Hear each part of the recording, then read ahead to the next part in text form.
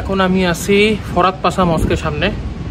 এইটা অটোমান যখন এই বসনিয়া হার্জেগোভিনা যখন অটোমান এম্পায়ার রুল করতো তখন এটা নির্মাণ করা হয়েছে। এটা 1579 খ্রিস্ট নির্মাণ করা হয়। তো এটা অটোমান একটা মস্ক। বসনিয়াতে যদি মুসলমান সংখ্যা প্রায় 50%, তবে এই অঞ্চলে আমি এখন যেখানে আছি Banja Luka, northern part of the Bosnia, এই অঞ্চলে একটু মুসলমান কম। তারপর এখানে অনেক মস্ক আছে। আজকে আমি যেমন এখানে জুমার নামাজ আদায় করছি।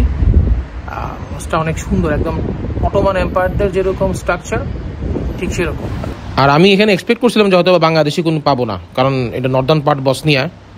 কিন্তু মোস্ট ইন্টারেস্টিং পার্ট হইলো আমি যখন জুমার নামাজ আদায় করতে আসছি এখানে অনেকগুলি বাংলাদেশি ছোটো ভাইদেরকে খুঁজে পেলাম, এবং তারা মোস্ট অফ দেম MBBS পড়ছে এখানে।